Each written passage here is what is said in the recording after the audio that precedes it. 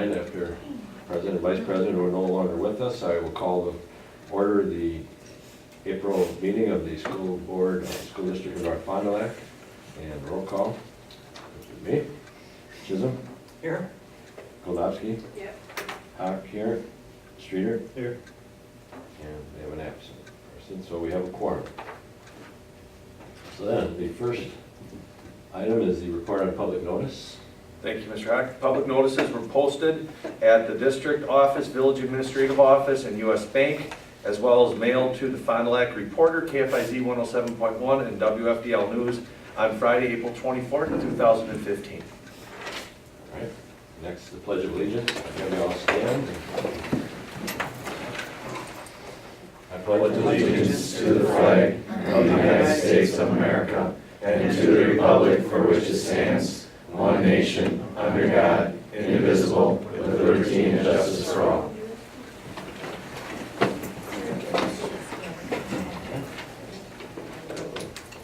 And next item then is the oath of office. All right. I'm now as a deputy clerk, so if I'll do that, and I just want to congratulate Mr. Hawk, who won in a landslide as the person on the ballot. So well done on his 8th term. So congratulations. And also welcome Mr. Mike Streeter, who took an overwhelming win in the writing category also. So welcome to the board. All right, and if you two gentlemen would stand and raise your right hand. Where do you want to come up here? You can stand up here.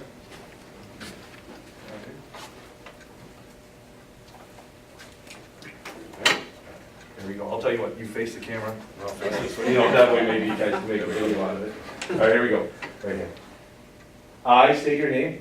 I, Steve Hawk, Who have been duly elected Have been duly elected to the Board of Education of the School District of North Fond du Lac, to the Board of Education of the School District of North Fond du Lac, but have not yet entered upon the duties thereof, but have not yet entered upon the duties thereof.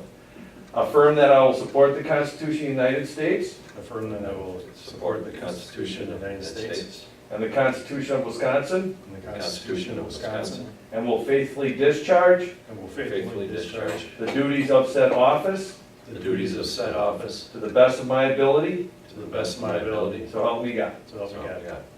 Congratulations, gentlemen. thank you. We can clap again. Are they the same? Yeah.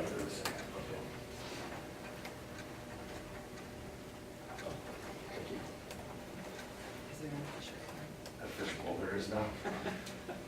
It'll be available for sale after.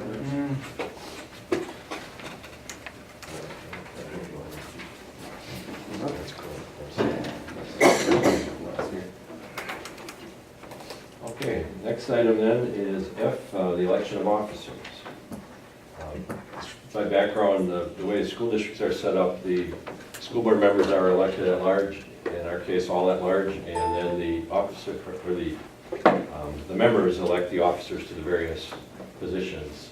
So, is Deputy Clerk going to start that, or should I do the first one? You go ahead. All right, so to start then, I'll entertain a motion for the office of President of the school board. And I'll make a motion to nominate Pete Chisholm as President of the school board. I'll say. All right. All right. We'll make a note here. See the other beneficial. If you like, Mr. Rock, I could take over that way if you're writing. Well, after this one, All right. then. All right, and then we have to do this 3 times, so it's a second call. Is there any other nominations for the office of President? And finally, any other nominations for the office of President? Hearing none, then the nominations will be closed.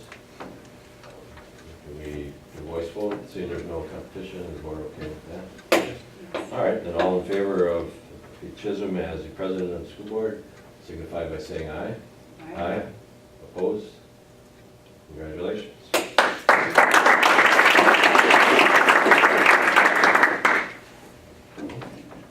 All right, thank you, Mr. Hawk. Yeah, okay. And now what I'll take over and I'll entertain any motions for the office of Vice President of the School District North Fond du Lac. I'll make a motion for Steve Hawk to be Vice President. Mr. Streeter nominates Steve Hawk. I'll second that motion. seconded by Mr. Chisholm. I'll take a second time. Any other nominations for Vice President of the School Board for the School District of North Fond du Lac? And a third time, are there any other nominations for Vice President? As there are none, we have one current officer that's been nominated, and that's Mr. Hawk. And at this time, all those in favor of Mr. Stephen Hawk being the Vice President of the School District of North Fond du Lac School Board signify by saying aye. Aye. Opposed? Congratulations, Mr. Vice President. I will now take motions for the position of clerk for the School District of North Fond du Lac School Board. I will nominate Vicky Goldowski. Okay, Mr. Hawk nominates Ms. Goldowski, Dr. Goldowski, I will also second that motion. and Mr. Chisholm seconds the motion. Second time, any other nominations for clerk for the school board of the School District of North Fond du Lac? And a third time, any other nominations for clerk? As there are none, we have one eligible candidate, and that's Dr. Vicky Goldowski. All those in favor of Dr. Goldowski being clerk of the school board of the School District of North Fond du Lac signify by saying aye. Aye. Opposed? There are none. Congratulations, Ms. Clerk. All right, here's attention. We're going to take some nominations for treasurer of the school board for the School District of North Fond du Lac on our wonderful four-person board. I will nominate Mike Streeter. Dr. Goldowski nominates Mr. Mike Streeter. I'll second. Mr. Hawk seconds. I'll take any nomination second time for treasurer of the school board and a third time for treasurer of the school board. Seeing that there was one eligible candidate that seems eager for the office, we will take a voice vote. All those in favor of Mr. Mike Streeter being treasurer of the School District of North Fond du Lac School Board signify by saying aye. Aye. Those opposed? Another landslide. Congratulations. All right, so we'll make sure everybody has what they need now. The clerk can pass things to the clerk. Mr. President can start taking over the meeting. Congratulations. Mr. Treasurer, Mr. President. Thank you. Dr. Clerk. Have to do this Well tonight. done. Steve did. I've never seen him pass something so fast. All right. Okay. All right, thank you very much. I appreciate the board's confidence. Next on the agenda is the approval of minutes. The minutes were distributed to the board. Does anybody have any additions or corrections or questions on the minutes? Nope. Hearing none, they'll stand approved as presented. Next on the agenda is the treasurer's report. Just go ahead and read what's So, in front of me. Gotcha. Typically what is, we just present the cash on hand, total receipts, total expenditures, the balance, and then this is the checks that were forwarded, and this requires board action, so that number gets presented before the board. That's the same for us. Cash balance on hand, March 23rd, 2015, $252,283.74. Receipts from March 24th through April 27th, 2015, $197,000. $197,121.81. Transfers from investment accounts, $1,100,000. Total receipts, $1,549,405.55. Expenditures from March 24th, 2015 to April 27, 2015, $1,452,442.99. Total expenditures, $1,452,442.99.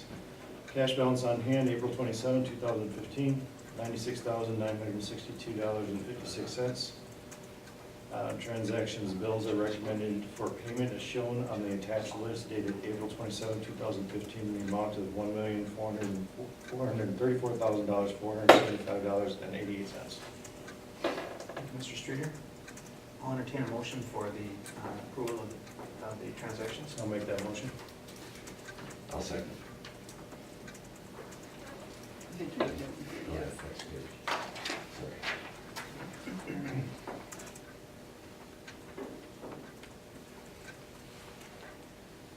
Everybody's doing a really good job in their new roles. We'll be done by midnight. We have to call. Okay, and been moved and seconded to approve the treasurer's, or the transactions that were presented. All those in favor signify, oh, I'm sorry, that's a roll call. isn't it? Well, yeah, and then we have to have any discussion Oh, first. I'm sorry, you're right. Is there any So is there any questions on the transactions? I had one, and it's just a minor one, but, and I didn't get a chance to call today, but there's, in the list, I think there's 3 different entries for the bowl, the golf course, where the golf team played in a tournament, I know, earlier this year, and I was just wondering if you knew why, that wasn't duplicate payments by any chance, was it, or if there's, I should have given you a heads up on that. Which, There was, I think, 2 for $125, and then another one for $250. So it seemed like an awful lot for one tournament, but do you remember which golf course? the bowl, it's called, in Sheboygan Falls. So nice. Oh, I see it, 125. I can check into it for you, Steve, if that's okay. All right, that's all I have. No other questions on transactions? So that's a roll call vote. Did you, do the motion? Yeah. You seconded it. Right. Pete did. Okay, so, Pete? Mr. Chisholm? Yes. Mr. Hack? Yes. Goldowski, yes. Streeter? Yes. Any nays? Right, do I have to say that? No. Motion Okay. carries. Um,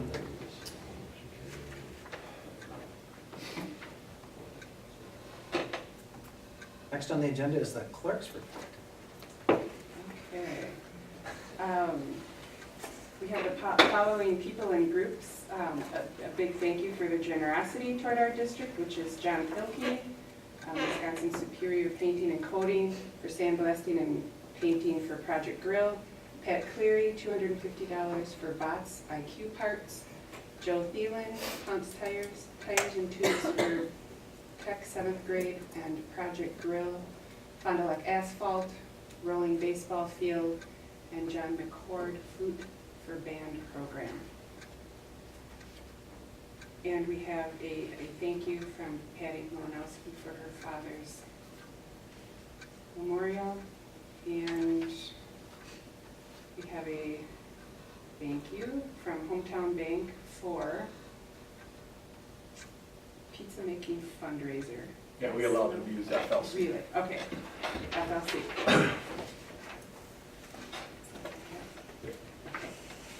That's it? Okay, thank you very much. Next on the agenda is the student council report. Mr. Bath. One moment, I just lost it. There it goes.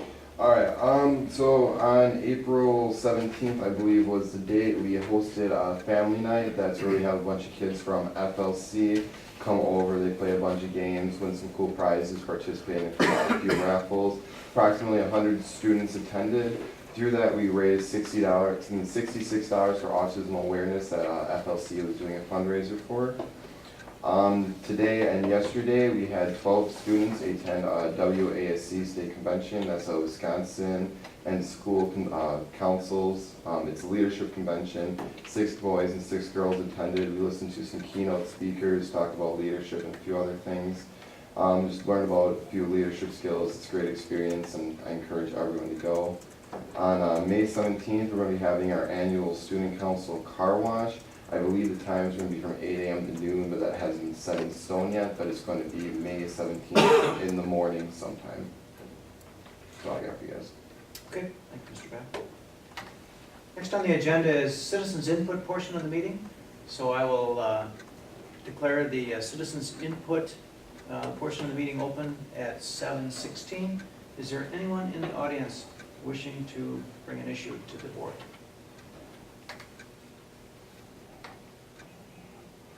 No comments? And then I will declare the citizens input meeting closed at 7:17.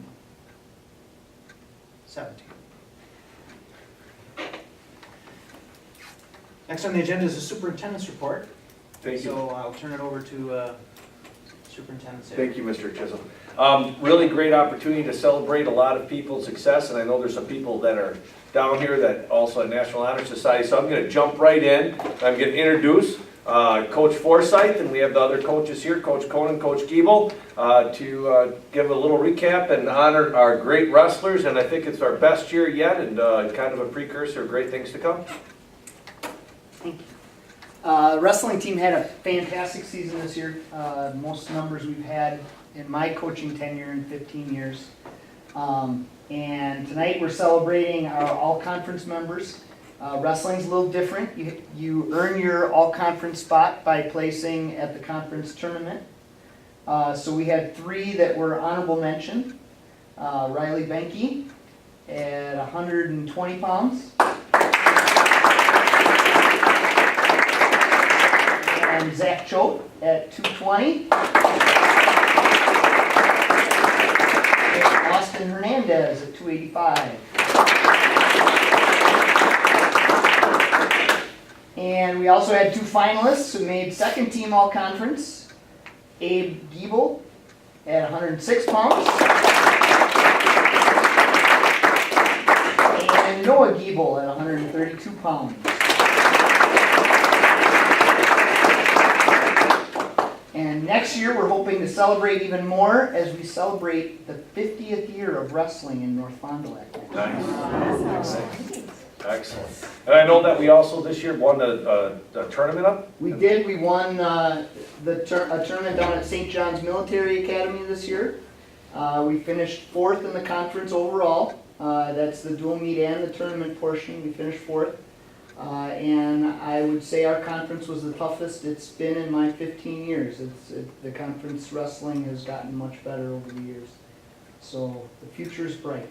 Excellent. And I want to thank the parents also for coming. I know it's a lot of food or not so much food sometimes if necessary, and driving around. And I know that the passion and you know when you watch wrestling you tend to maybe pull something because you're always been looking at that. You guys have done a great job. And appreciate it. And we got everybody back. So Riley, you're graduating. Yep. But we got the other ones back, and I think we have a huge sample. So thank you, coaches, Coach Giebel, Coach Forsythe, Coach Cohn for all that you've done, and parents.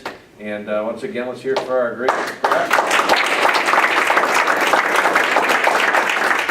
right. If you guys got to cruise up National Honor Society. Oh wait.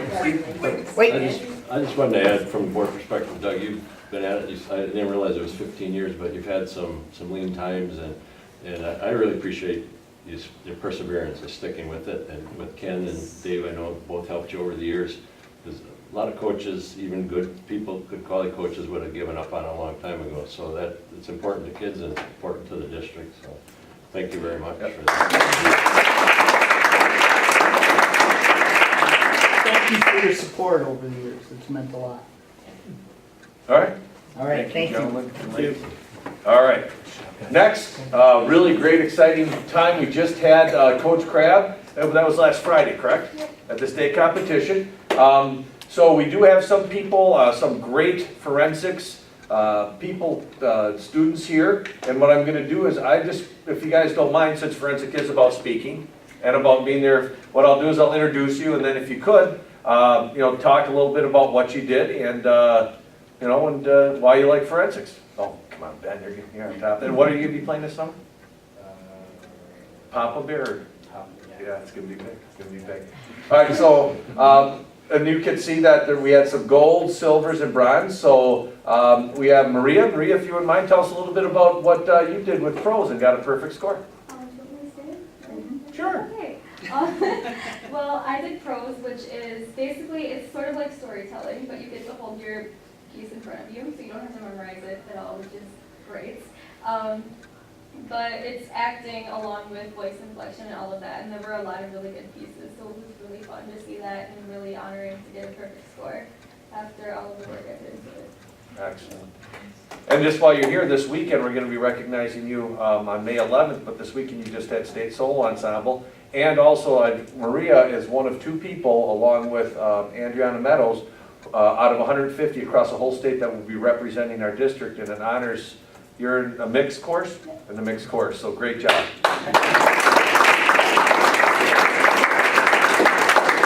Mr. Franklin. Okay, so I did solo acting, which unlike pros, you do have to memorize your whole thing.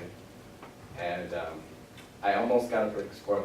The only thing I could have done was with motions. My piece didn't really have that much motion to it. What was your piece? It was something where I reviewed a TV show. Yeah, so there wasn't really much movement involved, but I'm hoping next year that I get a better piece for movement, more inflection. Excellent, excellent. Then, I don't know if last year, if you had a chance to go to the Children's Theater, Ben, I had to take a second look. I thought he was the genie from the original Aladdin. He played that, and then this summer you're working, how many younger than 18 kids are in the play? I don't know, I think 10 or less. Yeah, and so tell us a little bit about the play that you're gonna be doing this summer. Pretty much we're doing Shrek the Musical, June 25th, 26th, 27th, and 28th in Fond du Lac High School, PAC, for community theater. It's coming pretty close, and I think so far we've been doing pretty good. Cool, excellent. Oh, well, good job. Excellent. All right. Well, great. Well, thank you guys very much, and I appreciate you taking the time and keep working, keep doing, because your voices, your faces, your acting and stuff really bring a lot of pride to the district. So thank you very much, and look forward to Maria and Andriana are going to be singing May 11th. So it's going to be a chock full meeting, but we're going to have a little entertainment, and so that should be a good time. So thank you guys. If you guys want to stick around, you can. Otherwise, you're free to go. Thank you guys, and thank you so much. All the practice they have here, talking and singing and doing stuff, so thank you.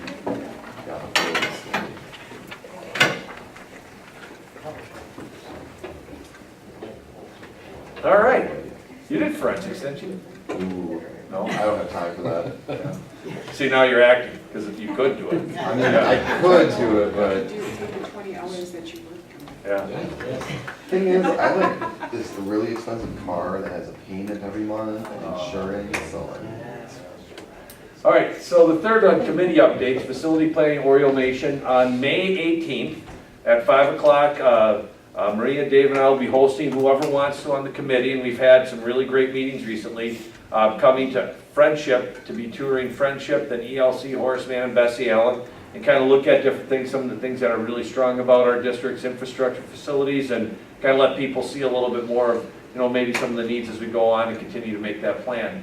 Also, we had, and I was really excited, all 4 of the board members actually were able to come to the investing in public education. And Maria, did you just want to talk a little bit about that night and how that went? Yeah, I got feedback from the other 2 table coaches, and they were very pleased with the participation. And I got to talk with a few people at the table just to see what their feedback was on the evening. And I also got written responses back, and it was very positive. But I'm hoping, I would love to hear from you guys and hear what you got out of it. And I know Adam was there as well, and so was Melanie, and Debbie was there. Dave was there. Yeah, actually almost all of us were there. And, so I would love to hear your feedback, because I would love to do more of these, and maybe target specific, if we can open it up to staff. It is nice to have a mix at the tables. So I was very pleased. Honestly, I think it went much better than I even thought it could. And that's a credit to everybody at the tables that was open and was willing to discuss and participate. So thank you. What do you guys think? What input do you guys have from coming? What you expected when you got out of it, or? I didn't really know what to expect, but I thought it was really very well done. It was kind of fun hearing a mix of people. Your dad was with us, and so you got all of that. I learned that it's very close to an impossible job to balance the budget. So it's wow, lots and lots and lots of stuff. And some things you can do about it, and some things you can't, which is frustrating, at times. But yet, Yeah, I think you could probably do it every month and still have a million questions. I thought it was really good, and I agree, I think it should be done a few times a year with mixed groups. I think it's a great idea. I liked hearing from the community members who were just amazed at some of the things that go into the, the school finance stuff. And how their eyes were open to, oh, it's just not a simple, I get my tax bill and we pay it and that's it kind of thing. So, and good to hear that they tended to agree with our view of how complex it is and how punitive in some cases and that. So I thought it was really good too. It's always a good refresher to learn about school finance because it is such a complex subject. So I liked it. Now, I'll echo Steve's comments that on our table, the number of the community members who were just, wide-eyed about the process. And so I thought it was great, and I couldn't help but think as we went through that, of at least trying to do that again as we move toward a potential referendum and trying to get more people involved. And of course, that'll be a struggle. You wish you could get all the voters to do that. I really enjoyed the interaction with folks at the table. So. Yeah, I thought it was a good thing also, and the table coaches seem to keep everybody engaged and rolling along, so a lot of good discussion, and since I'm new to this, that was an eye-opener also, to see the whole picture, so I enjoyed seeing that also.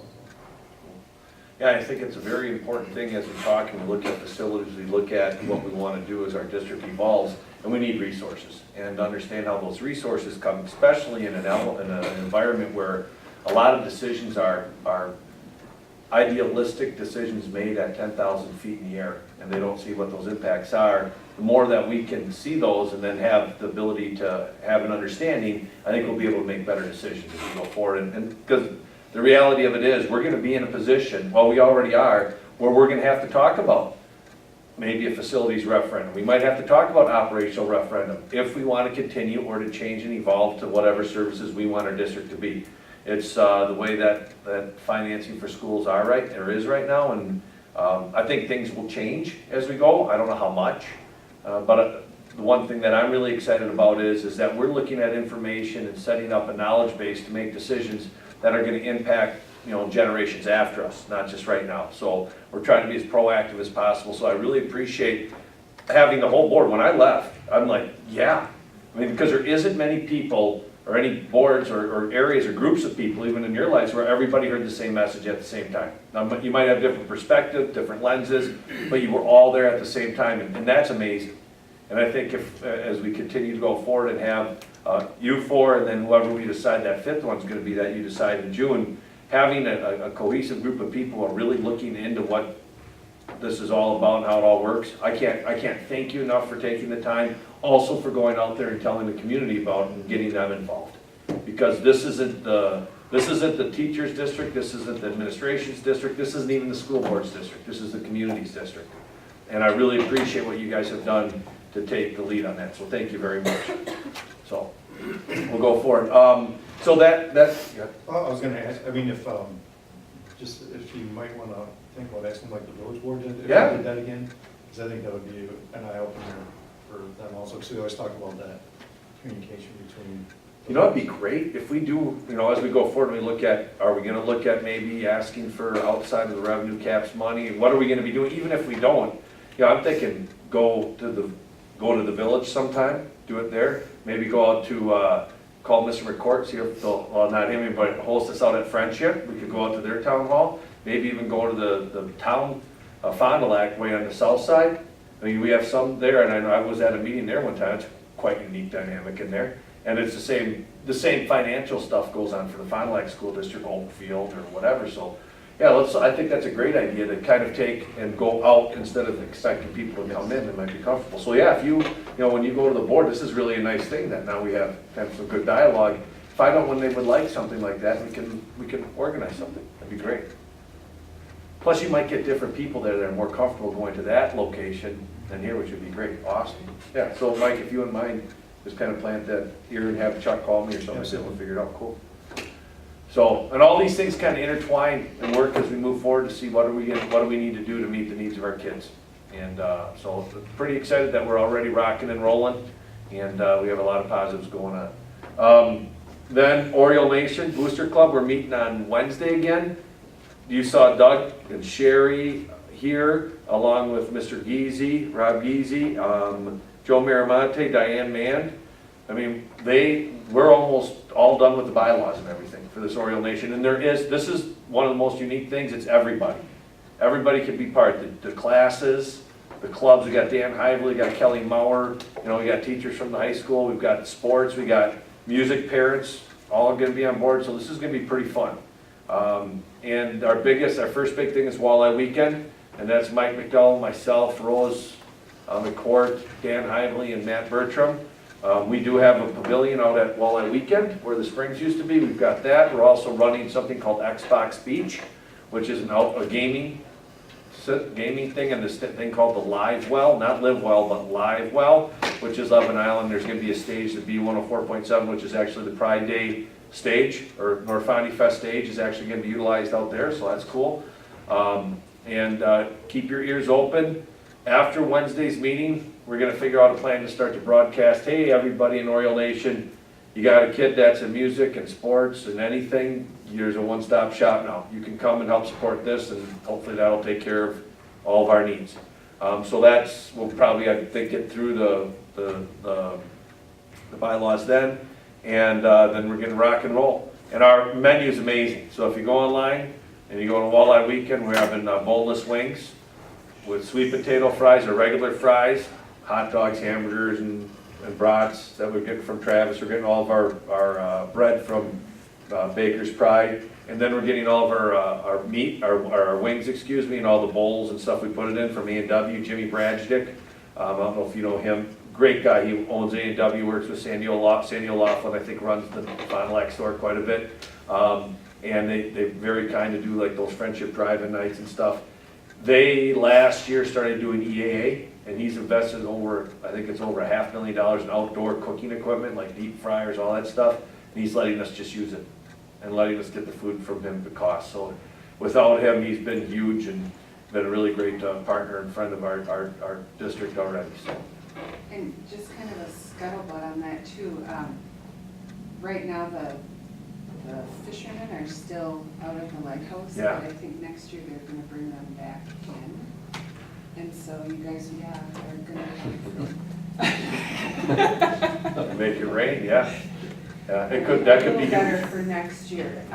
Yeah, there's been quite a little, lots of stuff going on with the fishermen and where they're at, and Oh, yeah. so I think it might be back there next year. Yeah, so we're in. We're gonna ride out, and we got a good menu. We have Starbucks, iced coffee. Only ones on the whole area that's got that, and we have Kickstart, the energy drink. It's pretty good, lower calorie, I enjoy it. I mean, I think it's a nice, wouldn't you say, Damien, a nice healthier alternative? Healthier. Not healthy, but. Not healthy, but healthier. That's all you need there. Little energy drink, so. Right. Yeah, so look out, because we're gonna have sign-up stuff. Our whole idea is to have this massive group raise so many resources that everybody has their needs met, and we don't have to do an 8 till noon car wash. You know what I'm saying? And we don't have to do, here's a magazine of a bunch of stuff that's overpriced that you really don't want, but would you buy it so you can support us fundraisers that we've been down. So hopefully this is going to be something that will do a great thing. And as we're talking about fundraising, I want to say a special thank you to Janelle Thornton and Friendship for the great job that she's been doing organizing things. And the FLC, if you saw the Twitter feeds, or you'll see online too, Olin threw out the first pitch at the Timber Rattlers game. Ironically, it was also frozen, whatever day that was. Olaf was running around and there was Princess time. I missed out our Princess time that we could go. Did you go to yours? Oh, my grandson, Yep. he was all over those two girls. Yeah. So Friendship, Miss Fosca had done a great job. They sang the national anthem, Olin threw out the pitch. I bet we had 200 people from North Fond du Lac there. I'd say, yeah, so it was pretty cool. So that was neat. So I'll make sure when I see Janelle, tell her too, but if you would, did a great job. Yeah, but with if you see her, that's cool. I see her all over the place. All right.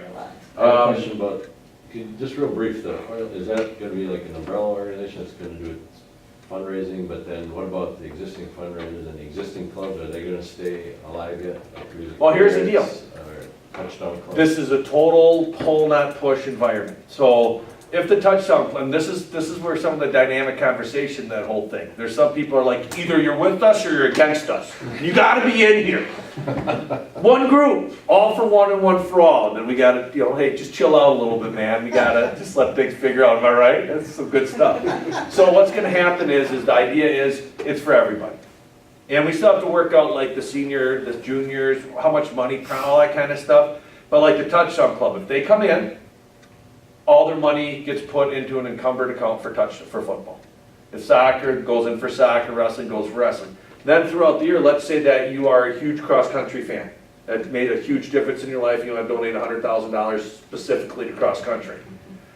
Or they'll run it, go to Kenya, and who knows, whatever. They'll make us really good at cross-country. So what could happen is that amount of money would be encumbered for cross-country. So people, if they want to make donations, can make them specifically to a sport. But we'll fundraise all together, and then the way that these bylaws are all set up is that each sport has a representative. So football, soccer, boys has one, girls has one, music has two, one's vocal, one's instrumental, so they'll have two representatives. The senior class will have one, the junior class will have one. So they will report to the group, and they're part of the voting membership, and they're the only ones who vote, and that they're gonna work together of how things are gonna work out. So it's a start, we're figuring it out as we go. We're not touching youth football, we're not touching youth basketball, those are outside of the, this 5K through 12 group.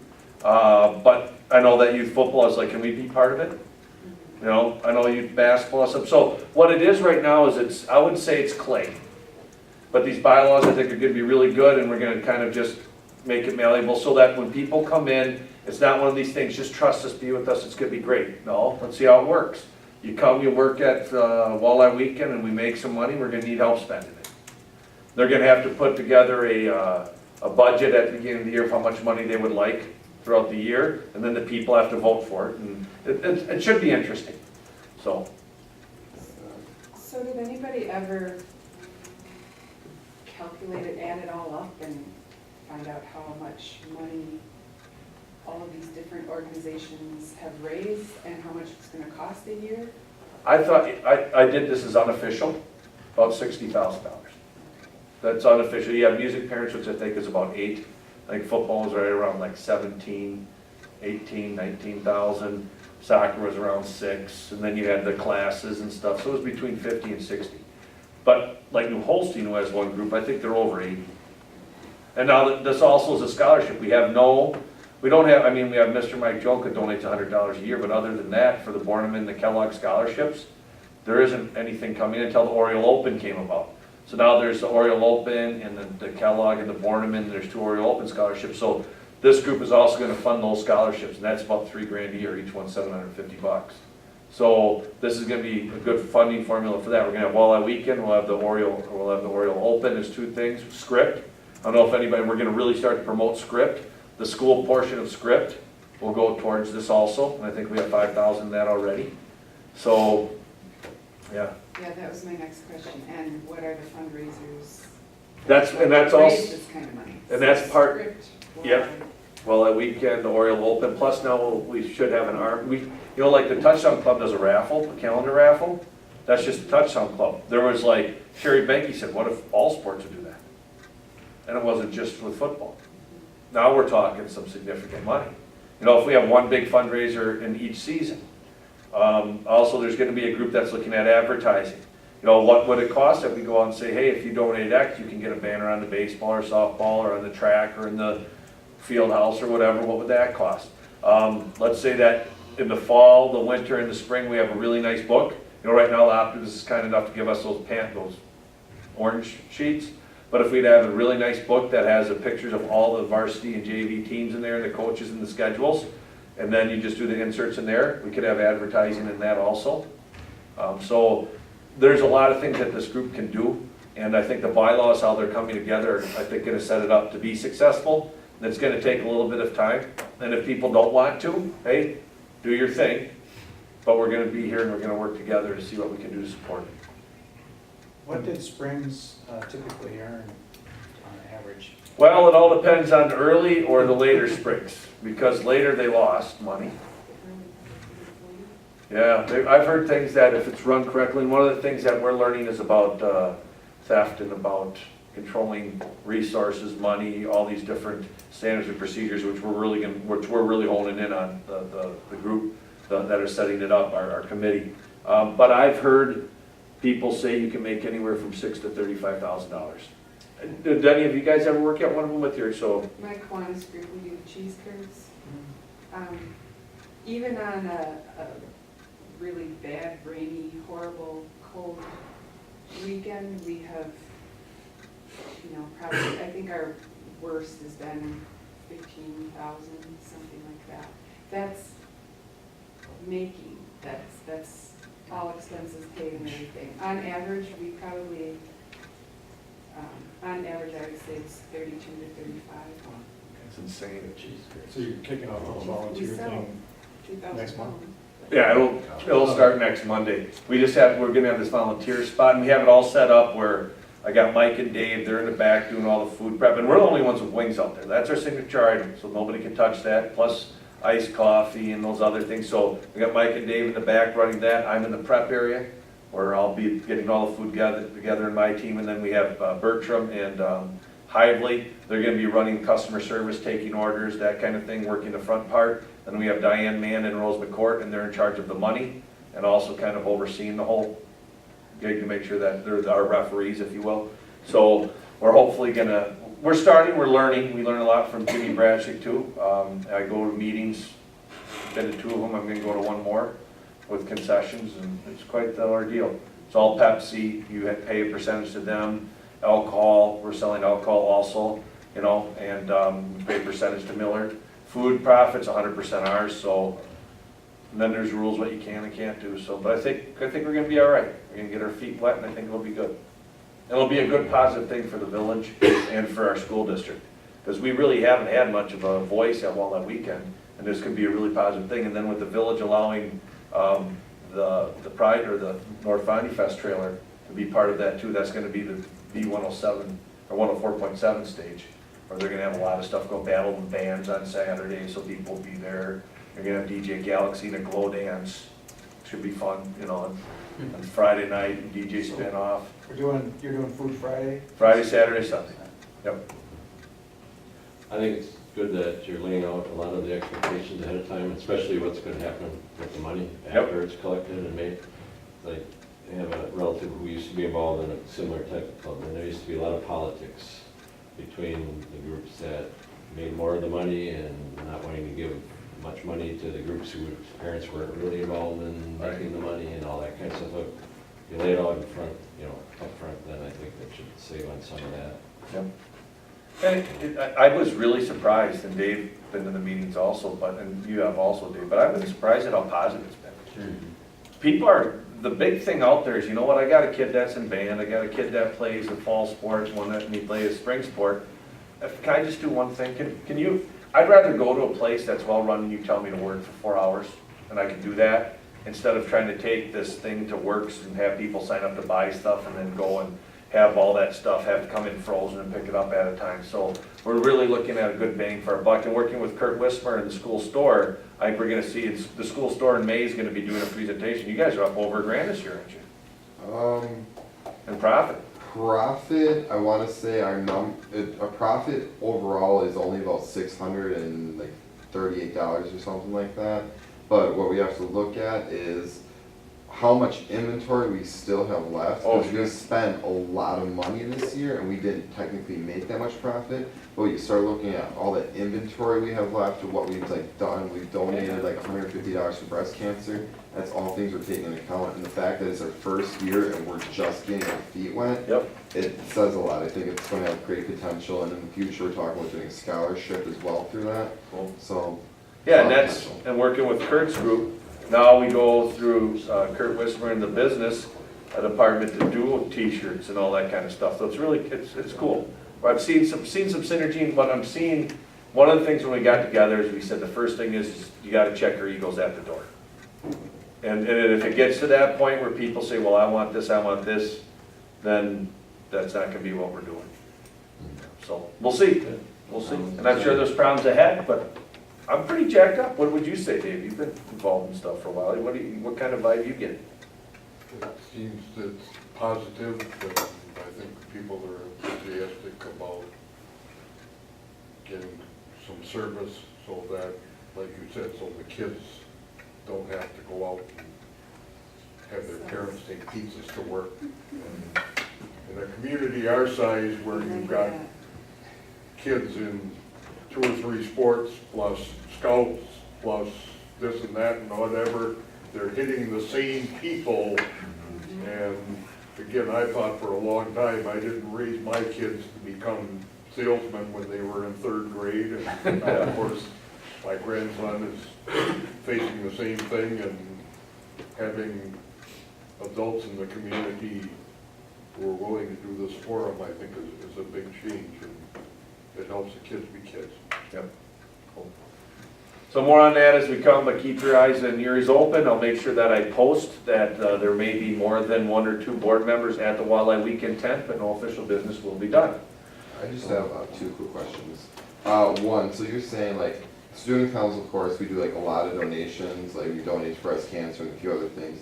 If you were to hop on that money that's technically donated, is that automatically getting encumbered and then it would go to them, or how is that working? 'Cause We'll work through all that, and that's with Miss Mauer, Mr. Hively, all of them are on there to work through that. And this isn't saying anything where, like, you guys might do family night, and that'd just be for student council. You might do, wear a hat day thing. Those things won't be eliminated. Okay. But it's more of it's more of like what Mr. Hively and Miss Mauer, they were talking about, well, classes, how much money do they need? What should they do? What should that look like? How much should we ask for? How much should prom cost? And then kind of scale that back and kind of look at, okay, hey, Oriole Nation, we are asking for X, and this is how we use it. So all that stuff will be flushed out, Okay. but hopefully it will enhance and not make it less. So it's not gonna say you don't have power to go and give and do stuff like that. Hopefully what it is it's an entity that says we have all these resources and all this money, and we just want to make a world-class operation here even better and better every day. Alright, and second question, really simple. Some students have been asking me about the Walleye Weekend. Are students allowed to help with that, or is this going to be a strictly adult thing? No, I'll probably have most of the serving and everything up Yeah. front, that's going to be adults. Just, Okay. we're going to make that clean because there is alcohol and stuff involved. But there's in the prep area, we're going to be running that Xbox Beach, so we're getting Yep. people to kind of watch that, have sign-ups, find out, because of those 5 Xboxes, all 5 are getting raffled off too. Yep. And I know like Matt McCourt, Mr. Wisner's class, they were working on tournaments and all that, so we're gonna have definitely some areas for people to Alright. work on. Sounds good. Cool. The live well. Like they're gonna have, their logo's gonna have like a lot of kids like this jumping out of like a box and a board or something. So, all right, so any other questions on those? A lot of good, I think, positive vibe coming. Also, another thing that the Oriole Nation Booster Club's gonna have an opportunity is to run concessions at the Hoedown Showdown in August. The greatest greatest dance under a tent, or whatever they call it, the square and round competition coming up. 700 to 900, medium age of 62, coming in to dance and eat ice cream and drink coffee. It's gonna be off the hook. So we're gonna make a little coin there too, I think. Ambulance and oxygen. And we'll make sure the AEDs are all charged. All right, cool. Late night ice cream. Late night ice cream, don't close, they kept saying, right? All right, so, next I want to talk about the appointing of the position with Ryan moving out of the district, and I've talked to him, and he actually told me about the people that live in his area. Most of the people that live in that area actually go to our school district, so we might even try to annex a little land next year and see what all goes down. Why not? See what happens. Because I think the Schwartzes live out there, they come here. I think the Cats live out there, come here. So and it's kind of weird. It's just right on there. They're actually closer. So, well, anyways, Ryan, he appreciates his time here. I think he'll come every once in a while. And he actually was talking about running for the Oshkosh School Board. I don't know. Who knows? That festival will keep him busy. So according to our policy that I gave you, 0142.5, it said within 30 days. Well, technically that would be at the end of May, but we don't have a meeting, and the board has discretion to kind of massage those rules a little bit so that it can work. So you'll see that my the timeline on here, and I know, Pete, I'd like to hear some input from you also. You had sent me an email with some questions that we could talk about. Is that after today we post a position at US Bank, the village office, district office. I'm going on with Wade Bates. I'd say it on KFIZ tomorrow. We'd run an ad in the paper that says this, is available, and put it out with Linda on the board, at the high school on that board out there, and then have that application. And there's two, according to our policies, there's two criteria for being a board member. Number one, that you have voter eligibility, and number two, you live within the district. That's it. Nothing more than that, meaning your voter eligibility, which means you don't have a felony and all those other things work, so that that you're on there. So you saw that the application I put out. I just first off want to talk about that. Anybody have any questions about this application I put out? All it says I'm over 18 and you live in the school district boundaries, and if those are true, they can vote, we're good to go. And then these questions, why do you want to become a board member? Do you have any experience in educational profession? Why do you believe our district does effectively, and what do you think our district could improve upon? They submit this to the district office. I would get this information to you, and then from that information, I also put it very clear, just because you turn one in doesn't mean you're going to be invited. You guys, according to our policies, hold the authority to interview and select somebody from the group. So if we have, I don't know if we're going to have 97 or 1, or they're in between somewhere, would have applications, and whatever day we decide they'd have them there. And then you would be able to call. I'd work with you guys to find out how many you want. I'd work with Pete. We can have a discussion in May about this also. How many do we want to interview? How do we want to cull it down? Do we? And then I'll talk with our attorney, our counsel, to make sure that we do the process the right way. I think we have to have an open session where you ask questions and kind of interview. And then I believe, I'm 99.9% sure that then you should be able to go into closed session. You could either have me in there if you want, or you don't need to have me in there. And then you could discuss which person that you think would be the best fit to fulfill that position. So it would be to choose the person to fulfill that term. Ryan's term runs through April. So that means that whoever this is, if they want to run for re-election, I think it's Ryan and you, Pete? Correct. So that means that if they want to run for re-election, or run for election, excuse me, they'd have to get 100 signatures in that month of December to be put on the ballot. So it would just be to fulfill this term. And you believe that there's at least one person who intends to apply? I'm hoping so, yes. I believe things when I see it. So, I think there are, from what I saw, it's just even the write-in. I know that there was one person who, maybe started their campaign a little late, like 3 days before the race, the vote, but I think that there is some interest in some people out there that would consider wanting to do this. And from what I see, the one person I'm thinking about has been involved in the school and has been on some committees, so it could be something. And I think another thing too, if you know of anybody that you think is qualified that could do a great job representing our kids in our district and the taxpayers, let them know. So what do you think about let's break it down first off. What do you think about the application? Any questions on that? That's good. I like the last two questions of the 4 that we bring out that they've got some previous interest. It's not just something quick. And that all of those people could be a good candidate perhaps, but at least it'll show that they have some background knowledge or some things that they can talk about. But yeah, that's. And I didn't want it to be too cumbersome. We have people, it's hard enough to get people get 100 signatures, now you gotta write something, so I wanted to make sure that we didn't make it too much.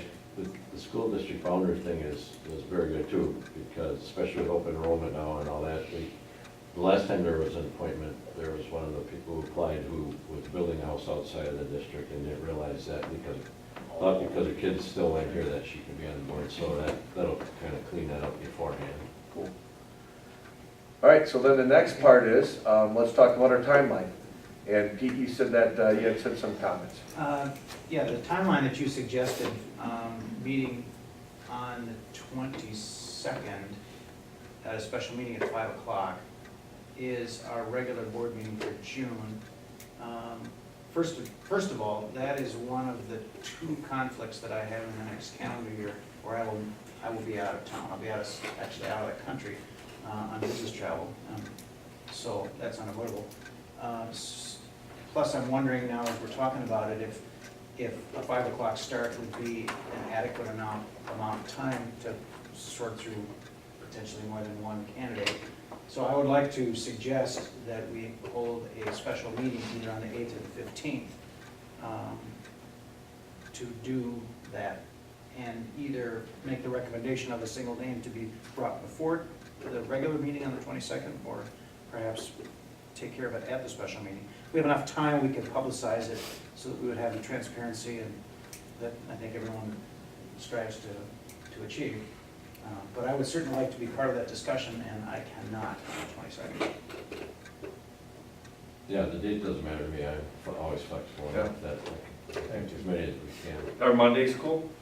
So one of the things that I look at, I think you said something pretty good too, I mean, if we have 2 or 3. Now, we may not, this could be a short meeting, could be more, but, you know, we have that, and then I think it'd be a great idea to, at that meeting then, if somebody is selected, to swear them in right away, then I can get them all the data and information, and we're gonna have a learning curve and meet with them and stuff. We can meet with them at some time, get them into the board meeting and rock and roll, so, yeah, what date do you guys wanna go with?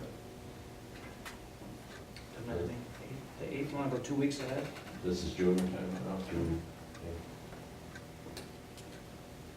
All right, and Vicki, what time's good for you? 6? You don't have to go at 5 then because there's nothing afterwards? Yeah, a little after would be good.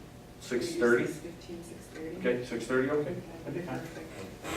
Everybody else. On the format too, I don't know if we need to talk about, the council about that. Sure. The way we did it last time doesn't mean that's the only way. The board actually had a ballot, paper ballot, because that way you were allowed, you could vote for somebody different. You know, you didn't have to necessarily come to agreement as a board, you know, which could come into play with the closed session, open session part of it. You know, the voting should actually be open, even though it's a secret ballot. Sure. And then the superintendent read the results until we had a majority. I think there was Kind of like, 3 or 4 ballots before we hit a. kind of like trying to get the Olympics.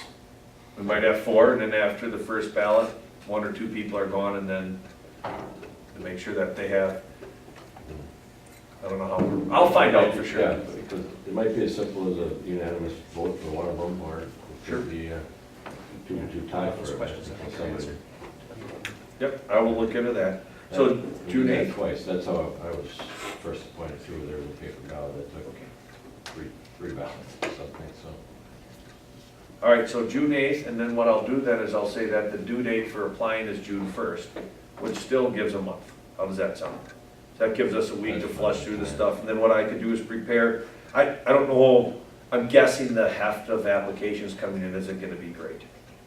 But regardless of what they are, I can get them organized, and what I can do is I'll get them all scanned and stuff and get them to you so that you can peruse them, much like we do with our scholarships, so you can look at them, kind of, if you have any questions or anything, and then. And then are we gonna have canned questions, or are we just informal questions? I don't know, what do you guys think? Probably should be somewhat consistent, so they're each answering the same questions. All right, and so, why don't, think about this, and so at the May meeting, we're gonna have a budget presentation and information at, it's gonna be a little early, so you might be a little later, but we're gonna try to get 5:30, This is May. May 11th. May 11th. 5:30, because we're gonna talk about our budget, but what's so great now, remember, is since our last meeting, our last annual meeting, we have pushed back. Our budget adoption now is not going to be until September instead of August. So the board will initially do its first budget adoption after the 3rd Friday count. So we're gonna have a lot of information, and then we'll have our annual meeting the third Monday in October, the week before our board meeting, where we will establish the levy. So the neat thing about this is we're really pushing the information back so that we get the most accurate information. Saying that though is we already have an idea of everything that's going down and planning for everything.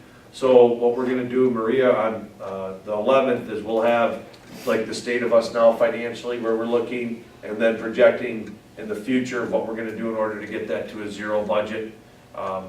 And look at the next 2 years, because as a district we look at the resources coming in, what programs that we have, and we don't want to short-term borrow. Even if we do, we're looking at this year with money being inconsistent, it wouldn't be that much. But we're going to talk about those things, and Maria will have some really good visuals. I think that'll help understand that. So understanding all that, that person who comes in is going to be able to learn quite a bit too, and we should be in good shape. So we have time. So guys, so then I think too, I think that came from me thinking about questions. So in May, come if you have anything that you want to know, that like if you think, I want to know this about this person, like who's ever applying here about something, like how do you, first thing I think off the bat, what do you do if somebody comes to you that's angry? Or how do you deal with somebody who's not happy? And give an example of that, because that could happen, and I don't know, that's just something I haven't even refined that question. But anything you guys can think of, May will develop that list. I'm thinking 5-6 questions. You had questions for the open candidate forum that was held at the village when I Yeah. ran. Yep, Which- I'll try to find them. I'm sorry, I don't remember what they were, but Yep. That was you, Ryan, and George Gabay, and George showed up later, right? Yep, I'll look for those. Okay. Go for that. Cool. All right. So then we go, June 8th is going to be our special meeting at 6:30. All applications are due Monday, June 1st. Cool. All right. Moving on. Movie digital projector, okay? This is something else that we're probably not gonna make a decision on tonight, but I got information, got some quotes. Unique situation, I'll tell you what, since we have an expert here sitting on the board, I think, Pete, if you just kind of want to explain a little bit about the theater, kind of the history, and then what I've done here is we've got 2 quotes, and these quotes are from, these quotes are from 2 companies, Bright Star, which is out of Iowa, and then also Midwest Cinema, which is out of, out of Minnesota. And Minnesota is the one that, the Bright Star is the one who actually, or Midwest Cinema is actually the one, we got our equipment right now from our older theater in Stillwater, Minnesota, and that they installed. So you'll see there's 2 quotes here. The quotes are different in money-wise for a couple reasons, and Pete can kind of explain that. He knows a little bit more. And then what you'll see is behind that, you'll see that I have the quote from Midwest, and then after that I have the one from Bright Star, so you can see those quotes. So what we'll do is we'll have Pete give a little story or a little history about the theater, and then the big question is this, and this is, after we hear from Pete, I think this is something I digest, is when we look at our movie theater, we look at our budgets, and we look like what we're doing with staff and wage freezes and increased insurance and looking at possibly reducing some staff in different areas. Should the board, should there be a recommendation to be spending money on a movie projector? Is that really the best use, although it's great, although it's an awesome opportunity for our community, the reality of it is if we keep our 35mm camera or projector, we are going to struggle to get films, and the worst films that we get are gonna make people not come, and then it's gonna be one of those things. So there could be different avenues to get this. So really the first thing is a little bit of history. Here's what we're looking money-wise, and then the second thing is kind of an unofficial kind of plan about how we should go forward, or just ideas of what we should do. Pete?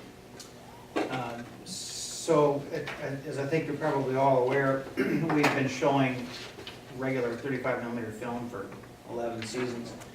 And as the progression of film has gone away from film to digital, for instance, if you've gone to see the film at Fond du Lac Theater in the last couple of years, that's all digital projection. So it's all HD, high intensity equipment. We've struggled to get films that were appropriate to show in the school, the last couple of films. Mm-hmm. And the last film was, what was it? Interstellar. Interstellar. And it came out on video. They just don't make the celluloid to print the films on. So there's limited availability. And Interstellar was apparently a pretty decent movie, and I think we had less than 100 people over the course of the 4 shows. It's probably the lowest attended movie weekend we've had in 10 years. 34. Was it 34? 34. Yeah. And we didn't have a chance to broadcast it because we only found out Monday We found out on before. Monday and the film was on Wednesday, or Friday. So, you know, we could continue it. It will be, I think, poorly attended. Anyway, the switch to go to digital, since we started having this discussion informally 2 years ago, has come way down. It was roughly $80,000 when we first had this discussion a couple years ago. So the equipment has come down quite a bit. And really, until you see one of these projectors, you have no appreciation for the technology behind it, because, you know, it's not like this. It is a huge piece of equipment. To get the screen brilliance, I mean, the reason you go to the theater is because how bright the picture is. And essentially what we're trying to do is make that 11 by 22 foot screen look just like your 42-inch high-def TV at home. So it takes a fair amount of horsepower in order to do that. The film industry distributes film nowadays on hard drives, and so the server that you're seeing, the $8,900 or the $6,800, is the piece of equipment necessary to take the digital image and feed it to the projector in a format that the projector can project it onto the screen. That's the computer. So, and it is a unique format. The movie industry was quite nervous about piracy when they went to digital, so they concocted this. It's not like anything else. It's incompatible with everything else, so it's very difficult to steal. So the rest of the quote is pretty self-explanatory. There is a substantial difference in the two projectors. You know, there's some differences in the quote that you can argue either way. The quote that Brightstar gave us is for kind of a next level up projector. The NEC projector that Midwest Cinema has quoted would pretty much be operating at 100% brilliance in order to meet our needs in the theater. And the Barco projector that Brightstar has suggested would have a little bit more horsepower, and for a movie, it would be, the NEC would be fine. The guy from Brightstar suggested that if you ever want to be able to use the projector to put a PowerPoint presentation up on the screen when the house lights were up, the NEC might not be real adequate for that. And if you've ever gone to see the current projector, if there's any light at all in the theater, it's difficult to see that. So the other one would have a little bit more horsepower, so that's part of the reason for the difference. And then, of course, we're going to talk Funding. most in a minute about Fund 80 and what we can do, but so. And I've offered this to Maria. I would be more than happy to give you a backlot tour of the equipment that we have today and explain a little bit more about the technical details, what it takes to do that. Does Midwest have the ability to do the step up? Yeah, I'm assuming that Midwest is also a Barco dealer, so that you could change, you could talk about, could they upgrade the projector? And now the funding, this is where it works. Remember, the board had okayed about $15,000 in Fund 80, which Fund 80 is that very unique and very watched thing that, or a fund that goes outside of revenue caps that you can utilize for things that benefit the greater community. For instance, our bleachers in Bessie Allen, since it's used so much for tournaments and the community comes in there, we could do some of those. Our middle school sports are opened up to homeschool kids, to anybody. You could have kids going to WLA. We have some kids that go to St. Paul's, but they play for our middle school teams. So our middle school sports are in Fund 80. Ms. Schultz, who does the crosswalk, her salary's in Fund 80 because that deals with anybody that goes. She doesn't just only do it for school kids, it could be for anybody. So we have $80,000-ish that's in Fund 80, ironically. So when we have something, we can't go any more than that right now. And because of state laws and things that have changed. But as Maria talked to the DPI, There is a very small chance that if we said whatever equipment we get would only be for the movie theater, that we could possibly use Fund 80 for it. Now, I say possibly because the reality of it is that if we have a machine like that, that can do an unbelievable picture while the lights are on, we'd be asked, it'd be like having a Ferrari and go to the grocery store, you know? What we could really use that for would, I think, revolutionize. And the interface, it's not that big of a deal, but the interface then would go into a Blu-ray player, it would go right into a computer, go all those things. So that projector would take over, that projector, which is also a pretty expensive projector that's utilized right now, and I don't know how many more years we got out of that. So I think the reality of it is, with Fund 80, and correct me if I'm wrong, Maria, but there's no longer percentage things that you can do, saying, hey, we use it for this many movies and this is this many hours, so 30% we can take from Fund 80. Can't do that anymore. And I think, honestly, I mean, the spirit of it, I think this is a neat thing, but the reality of it is, if we get something like this, it would revolutionize that area and make it an incredible thing, not only just for the movie theater, but also for our staff and our students that are here. So therein lies our problem, is that we are already looking at doing things in order to get our budget to a zero, which means reducing and changing different things. You know, we can't use Fund 80. We know that we're right around that level right now. We're about 22% of our fund balance, and the way money's coming in, we went down to about 150,000 this year. You know, which really, if we end up borrowing a little bit short-term borrowing, it's not the end of the world. We're talking a couple $100, not a couple $1,000, because we pay it back. But we're at that point where to take $40,000 out of, you know, fund equity. Is that something that the board would even want to entertain? I don't know. Or the next thing would be fundraising it outside and see if we can garner enough private to get it going. So I think that's where we're sitting. Is there any traction in the idea that the server would strictly be a piece of gear that would only support the community movie program and paying for that out of Fund 80, or do you think I that? had about an hour conversation with DPI about this, and he said no, because it is a package.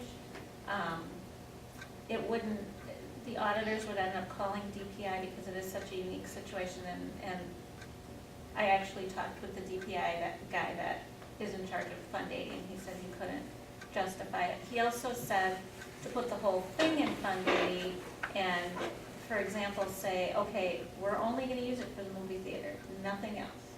So no classes, nothing. He said, do you really wanna put that out to the community, that you've got this spectacular piece of equipment and all you're using it for are movies, you know, a part of the year, not even all year. So there's a little bit of politics there too. But to answer your question, no, any part of that projector, they would consider a package.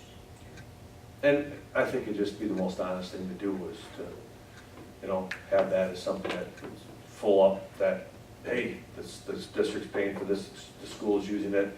And Pete and I have talked about the movie theater, Maria and I have many times too. It's not a revenue generating stream right now. It just isn't. I mean, it does good. We break even, we make a couple thousand here and different things. It could be. I mean, we started having a digital projector and now we're running movies every weekend, because you're gonna be Disney, you can't get a film unless it's on, and even DreamWorks unless they're on digital. And that's our bread and butter. We're the off-screen for everybody that's a G or PG movie, you know, so. That's the movies that pack them in. That's the 600 head count weekends is the popular family animated Other stuff. than The Blind Side, it's Cars, it's, you know, Monsters, You, all that stuff. And it's great. So how much do those movies cost? They cost, I'll defer that to. it's all percentage. Yeah, it is all percentage, they're all different. Or solid, they do it different. You gotta, every company, every distributing company does it different. Right now, it's about 15%. Are we on percentage on all of them? No, some are flat rate, so if you only bring 30 people in, you could still be paying, $250. yeah. So it depends on the distributor and how they, So that doesn't matter between our old projector and this new No. projector, same thing? right. Okay. And so, go back to I just want to make sure I understand this. So if we if you get the whole thing for Fund 80, and you're using it for a community, so our school district can use that, or legally they can't use it? Right. If it's You can't totally any funded longer by do, yeah, you can't do percentage stuff. that. Okay. So, like, All right, I got it, Yeah. okay. And the other thing to keep in mind is for this year, I only had 15,000 of it budgeted in Fund 80. The other 25 was in Fund 10. So if we put the whole thing in Fund 80, we've got to find $25,000. Another 25,000. Because we can't go over $80,000. They're working on that. They're working on getting rid of that cap, but we're not there yet. So, And I think the honest thing is that it's, if it's something that we believe in, I'm not sure, I think that Fund 80 is, anytime we look at that, or we look at the exemption for energy efficiencies and all those things, these are these loopholes to get over this whole idea of revenue caps, which in itself is restrictive to get some things done that we'd like to get done, so. So how else, you talk PowerPoints and things like that, so other than our school using it for, I don't know what they would use it for. I mean, are you talking outside organizations could also come in? Sure, they do. Matter of fact, we have an outside organization use it every morning on Sundays, Edgewood. Okay.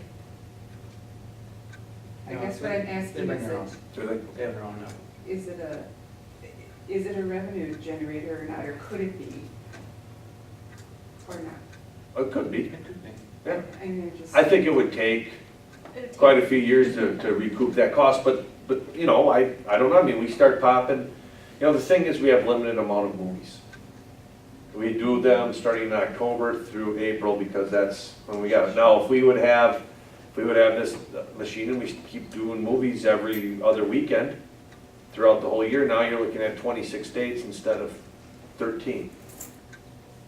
And then when you have the digital format, you're getting whatever, we get whatever, it goes off.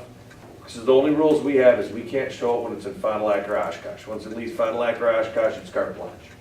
We can do it. And there's been times where it's been gone on Thursday. I think it's recently gone on Thursday, we get it on Friday.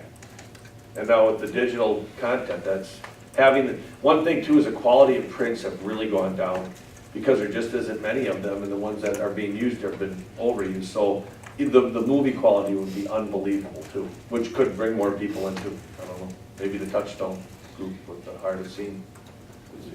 We did get a request recently, a scout group wanted a private showing, wanted to know if they could come in. Now, unfortunately, the date that they were looking at was the date that Ms. Grab's got her play, but, there are those groups, and there'd be some licensing things that we would have to work through, but you could do private viewing, and like I said, this would be the same image quality that you pay $15 for in Fond du Lac.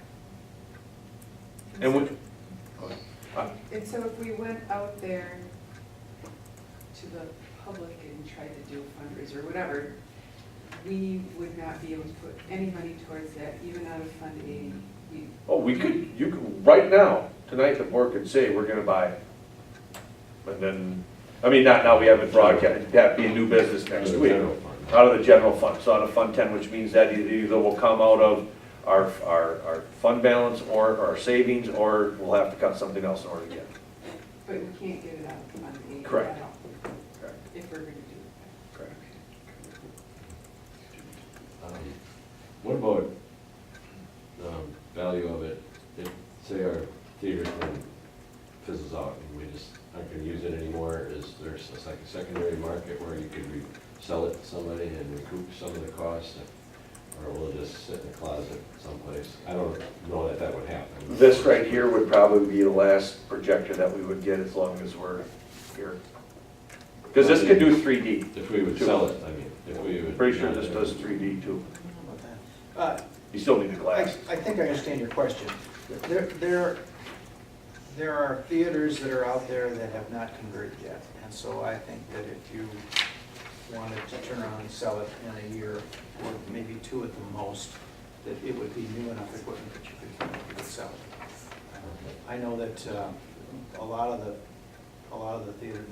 The only reason that there's still film available is there's a handful of single-screen mom and pop theaters across the country that have just dug their heels in and said, we can't afford this kind of investment on top of their, you know, fixed operating expenses in order to do it. So, yeah, I think in a year or two, but It's probably not a big thing because you have a 10-year history of it being successful, or at least, you know, being able to continue it, so, and this should increase that.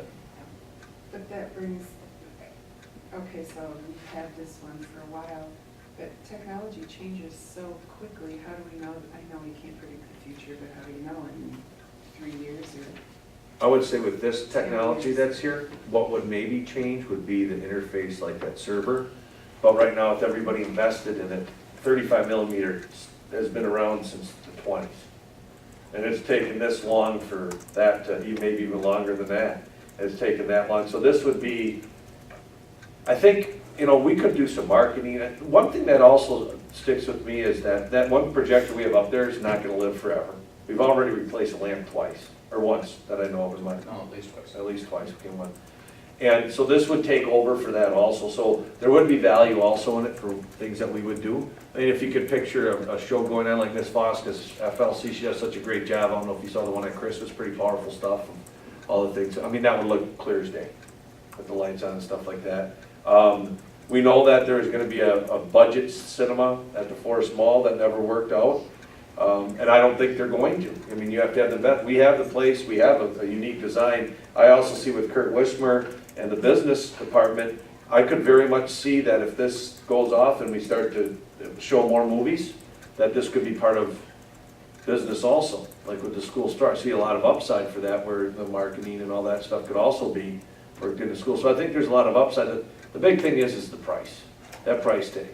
And in our current budgetary environment, what do we do? Well, for me, it helps a lot knowing that we can use it in other ways internally, you know, for whatever reason, school stuff, if you will. Makes it a little more versatile. You know, Samantha, maybe you could fill in between the lines, but several times a year, they show movies to various classes, and, you know, they march down there with a DVD and plug it in the player, and they show it to a class. Sporting groups show up and want to show game films on it, and critique it in the theater.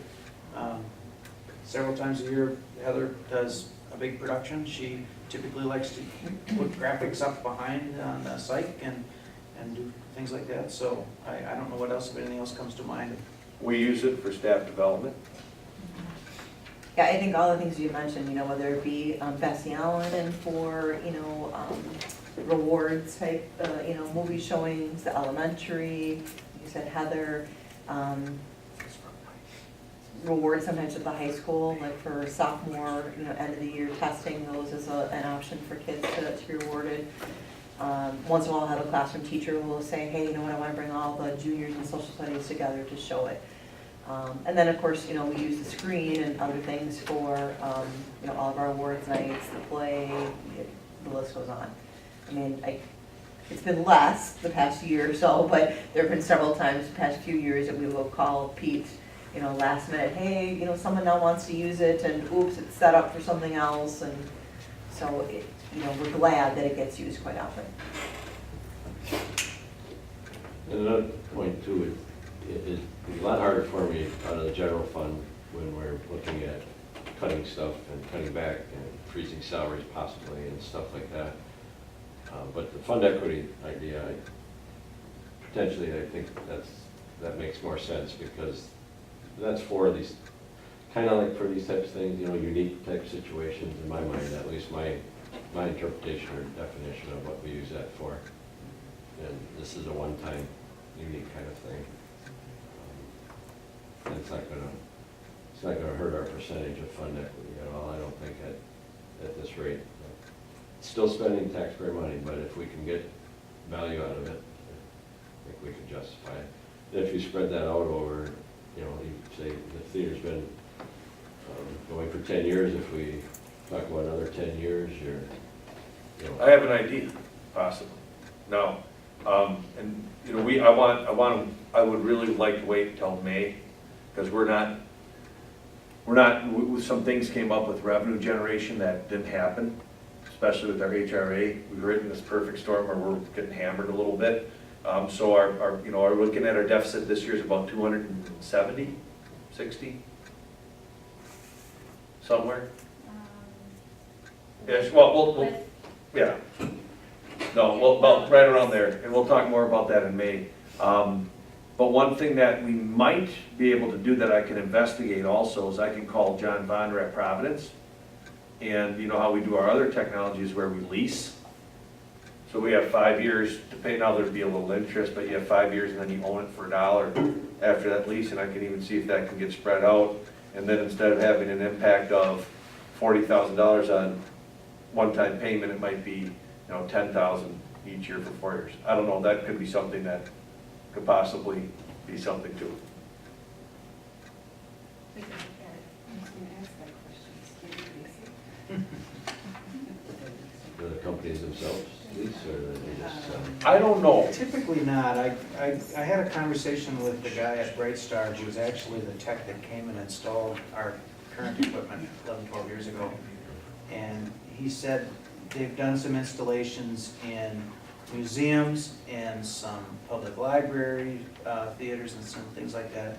But he believes we still would be the only high school in the country that would have a piece of equipment like this installed. One of the things too, I was just thinking about this, and this is where Mr. Wismer and you're gonna be going, but folks that are coming up and with Pete also is, if we have this, we could market it to schools and say, you wanna come on a field trip, bring all the third graders from Evans, you come here, you pay X, we could start to see we would have the ability to do some of that generation of funding by doing some unique things too, where we could do those types of things, where you could get a movie and it doesn't have to be for 3 days. Right now you have that, right, because you're gonna be getting a unique thing, either it's a download or it comes in a certain way, a hard drive, we have to figure that out. But you can do some pretty unique things too. Since we already have all these, you're talking paperwork like this for Lionsgate, for Disney, for Sony, for all that. We're already established as a theater, so we can do some of those things. We could do those things. So that could be an upside too, which could have a positive impact on maybe some revenue coming in, but also about getting more people into our building to see what we do. So tell me right now what the options are, not to do it. Fund 80. Go on. I'd say not do it, pay it out of general fund or fundraise.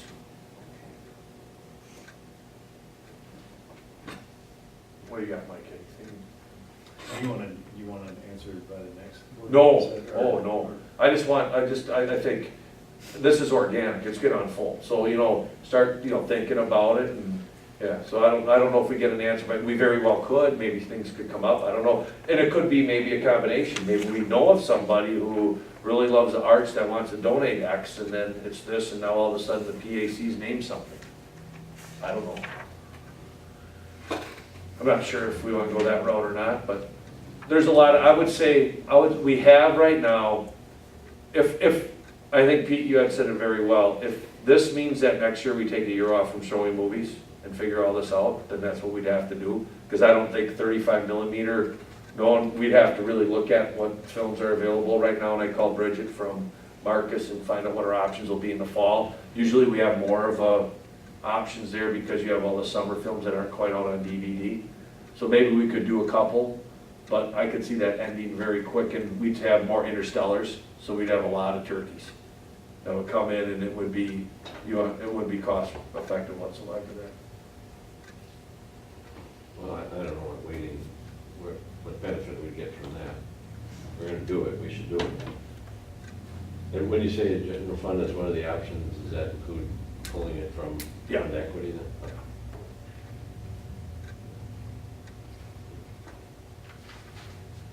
So do you want, in the meantime, for Maria and I, we'll sit down and look at some options of what that would make our equity look like if we do something like that, or I'll look into some leasing things, we'll have some more answers for you in May.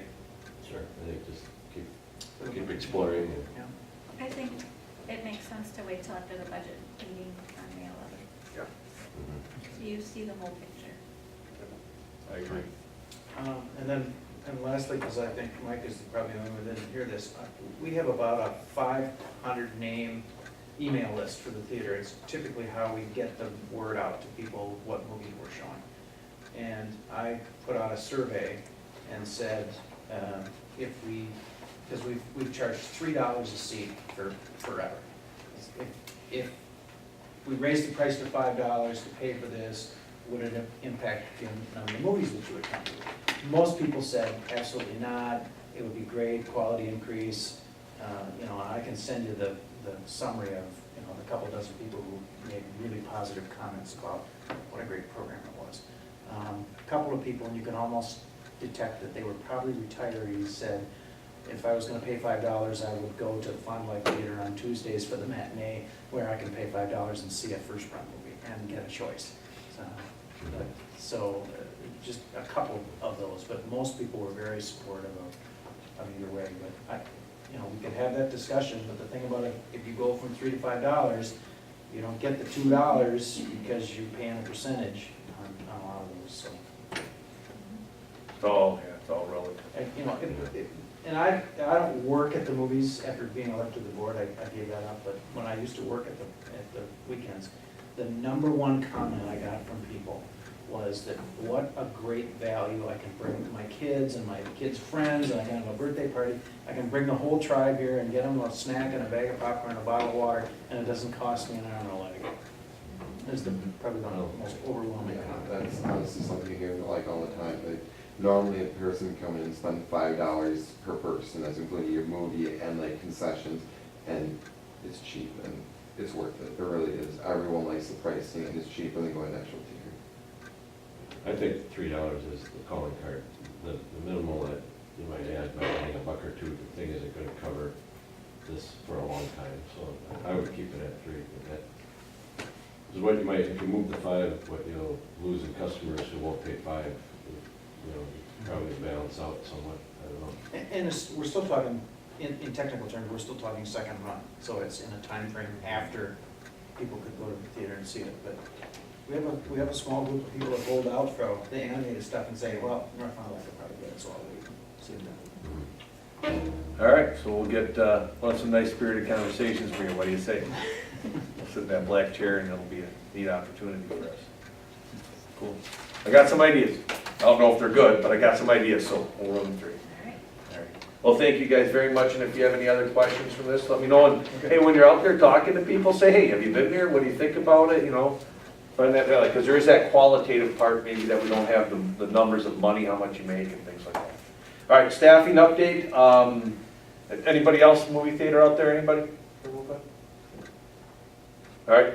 Staffing update, as you can see, there's going to be very little ask for staff increase. The only one that I can see right now is 50% for a 6th grade teacher. The 6th grade team 3 years ago said, you know what, we can do it with one less teacher, and they did. And now things are just changing. And I think Melanie knows the groups that are coming up, and they get stretched with our population. So 50% there. Adam's already tried to make that into a full-time. I think in some of our conversations, well, what about if, so I appreciate the spirit. Person at the 50% cost though. Yeah. So pretty interesting. And then what you'll also see at their budget meeting in May is that, Samantha and Debbie, Melanie, Adam got together and say, hey, what can we go without, or how can we utilize our people different? And that's one of those tough things that we're looking at, because one of the things is we've run at a deficit for the past biennial budget. And the whole idea was that I was telling to the board is, hey, let's weather the storm. Because we just don't know. We did so much work before Act 10 that we just didn't see all these savings. Now we have some opportunities coming up with some insurance things. We're going to be going out to a bid again. I think we could see some things also if we have our legislature. Right now I was talking with Debbie, and they already have taken off the cutting block. The human resources, that 35%, they took the IRIS and long-term care and some of those. There's at least a motion from Joint Finance today sitting there. And I've heard point blank, and Pete was up at one of the legislative breakfasts where Luther said, I'm not voting for anything that doesn't restore that 150 and get money to schools. So, that budget wasn't a Republican budget, it was Governor Walker's budget. And now when the people, joint finance are going back to their constituents and finding out, well, how does this impact, it's a big deal, so. I really am proud of what they've all done. Also, you saw the video about asking staff to contribute more to insurance. And I'm and even though sometimes we look at numbers, we're like, yeah, it's just, my dad said it, and I remember that she goes, anybody can go bankrupt. In a matter of time, the more you make, the more you spend. People get set on what they make, and they save, and they do things, and it's just tough. And when you start to see, you know, most people right now take home less money in education than they did 5 years ago, because with the WRS, increased insurance costs, things like that. Yeah, and everybody does. So, you know, it's been a difficult thing, and now when we start hearing the economy's rolling, things are going well, you know, we'll see what happens. So that'll be interesting. And staffing is that's our number one, not only cost, but our number one thing, is the people who serve our kids that work for this community. So we do have a couple retirements, or we have one retirement. We have a couple of people that are stepping down. You saw that update that I'll bring in May with the kindergarten teacher that she's going around telling some people, so that's going to be another one coming up. But Samantha, really quick, counselor, how many do you have applied? 33 today. Yeah, and there's some pretty interesting opportunities there. Mm-hmm. Yeah. I'm still very sad. Oh, yes. Janice said, Yeah, you so. know, that's how he's leaving, so. Yeah, she's a tremendous person, so, I mean, we can't replace her, but, you know, glad that we've had that many people apply and opportunities, so. Yep. And then we have, so things will be fluctuating, changing, but the one thing that, in that video, and I know that the board, as we've gone through the past, and with new board members here, one of the things that pre-Act 10, as we go through Act 10, people are our number one commodity. We want the right people, and sometimes we have to, some people leave and come in, but we want to do this, having the best people serve our kids is the most important thing. So we try to save as many of those positions as we can, so we can have the same opportunities for our kids, because people are the ones who drive programs. So hopefully we'll be able to see some relief, and remember, this whole budget thing is a marathon, not a sprint. So we'll give you an update on May 11th, but remember, we're not doing anything as far as voting on a budget or anything until September, but you'll get updates, and we're hoping that the biennial budget is set in June of some time, and that will be huge for us, so cool. At this time, does anybody have anything that they want to consider for board items? Damien, his last one, I told him if that's okay with the board, that he doesn't have to come back in June after he graduates. So we will celebrate Damien and give him a big salute going off to the Air Force. He will have his last meeting on May 11th, so we're excited for that. Start running now. I already run, but I'm definitely up it up a little bit. Anything else?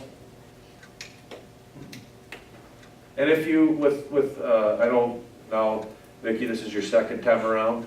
Pete, your third time around. Mike, you're new. We're gonna have somebody else new coming, and Steve, you're a little more veteran. But if there's anything on the agenda, I know we've made some changes in the past, like future board agendas, and also, discuss and consider that language. If there's anything I can think right on, Mike and Steve and I were talking about, do we really have to say 3 times at the public, if they're gonna speak? If there are some things that the board feels they want to adjust or change something, please bring those up at future board meetings, because we can definitely have that ability to massage and change, because we are, we go by what's that guy's name? Rules of order. Robert's Rules of Order, but it's a local flair type of thing, so we can do some things. So if you have any ideas or anything that can make us more efficient, effective, and do our job well, and how we can support you, let us know. All right, and then at this time, I'd like to turn it over to the administrators. You're going to be getting 2 more, May and then maybe June, depending on what we get in June or May. Their board reports, they do a great job, and this is like Malachi crunch, big time for them with reevaluations and with staffing and with meltdowns and with, we still get new students coming in too. I mean, we're talking, we got a month left of school, we still have new students coming in. So there's a lot, and ironically, the students who come in normally aren't the ones that are looking to apply to Harvard and things, and they do bring some other elements too. So it's pretty interesting the times that we have. So they do a great job, ask a lot of them. Want to just say also to Maria and the team that got a letter that said, hey, great job on our food service, that we passed our food service audit. So did a great job there. So you guys have those, any questions of The admin chief, or anything you guys want to state? Yep. I'm just gonna share, and each student got a copy of their ACT this year, and then we just got a copy of work keys. So I just wanted you guys to see one example. Yes, I did pick this one, but just for you guys to see just what it looks like for the start for this year for ACT. And Samantha brings up a great point about assessment. You probably read a lot about Badger assessments. I want to thank Melanie and Adam for the great job that they've done dealing with the conundrum of weirdness. So great job with that. Samantha and her staff at the high school with the ACT Aspires coming up again this week. Today. And the ACT, the work keys. So we are assessment crazy in this state, and hopefully calm our heads. I haven't really given you a whole bunch of stuff with the Badger exam and all that kind of Common Core stuff. I mean, we can do more, but it's all out there. You get it on your updates all the time. And what I can tell you is that we have very good, dedicated educators that we're doing everything we possibly can. Our data, I'm not counting on any of our data from that Badger exam to be valid whatsoever. But it should be some good information that our kids can utilize and our staff can utilize. But I think the ACT is I think that's here to stay. I hope so. I mean, I think it's, we used to get the data with the Explorer and the plan, I mean, this is what kids need to get into a technical school or a college, and it just gives them a good guide. And we've had some good talks with juniors that maybe didn't score as well as they wanted to on the reading portion, and so we're talking to them and trying to give them some tips, and they can still take it in June. The typical student goes up from 2 to 3 points, depending on their ACT score if they take it a second time. Now, of course, I have kids say, okay, does that happen every time? No. Once in a while, they can go up another point, or that if they take it a third time after that, no. But we do have several kids who are saying, okay, I'm going to take it again in June, now that I kind of get the time, which is, we don't do time tests a whole lot, which,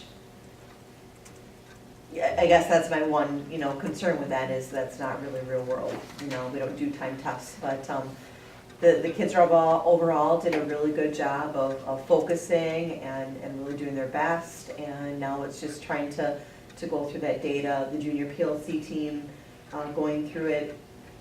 I had shared with you the ACT Aspire sophomore, but I didn't see that in the board report, so we'll have to share that again. But the work keys too for kids, I think it just shows them again, real world and those 3 skills that they can look at possibly getting certificate. We're also trying to get the Chamber of Commerce more informed on the certificate so that employers can, it can help when a student applies for a job to say, hey, I've earned this silver, I've earned, this, and the employers will actually understand what it is for work keys. And I think that's great. What you'll do is Samantha's going to share a document with you. And in that document, there's sensitive student data information. So when you get that, you're going to see students' names, you're going to see their scores, all those types of things, which you should be able to see. But just keep those to yourself. And but you'll be able to share some of those things. Look at that. So twofold. Number one, you can see students and how data goes. And sometimes how data doesn't always paint the picture of a student. Sometimes their data goes down, but that doesn't mean they're doing worse. But you can see that like for the STAR, which is our formative assessment locally.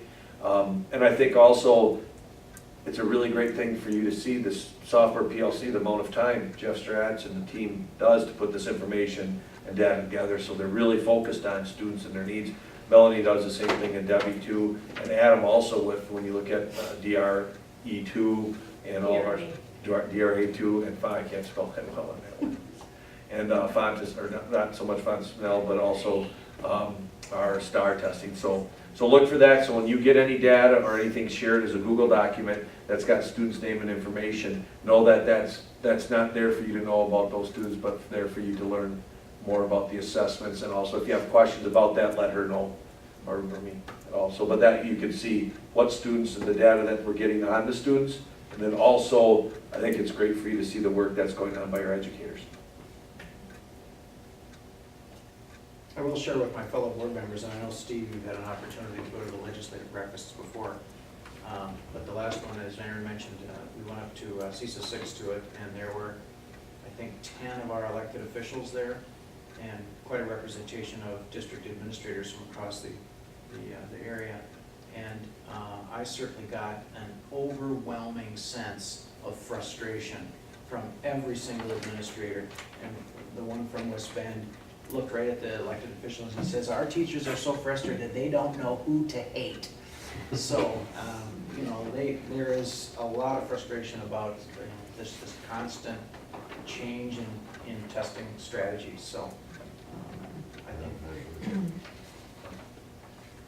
And I think that being said, our mid-team's done a great job putting things in perspective.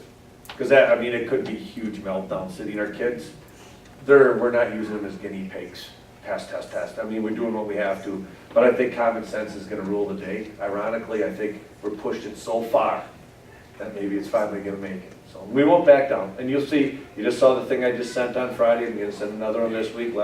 You'll see your blind carbon copy when I send things to the administrators or to our leaders, so, yeah. Anything else that you guys wanna share? You guys do a great job. Thank you. Right, that's all I've got, Mr. Chisholm. All right, next on the agenda, items of new business.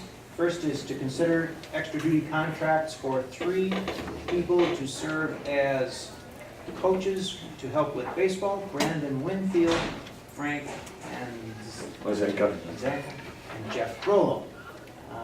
If it's okay with the board, we could take that as a group of 3 individuals. You've seen their criteria.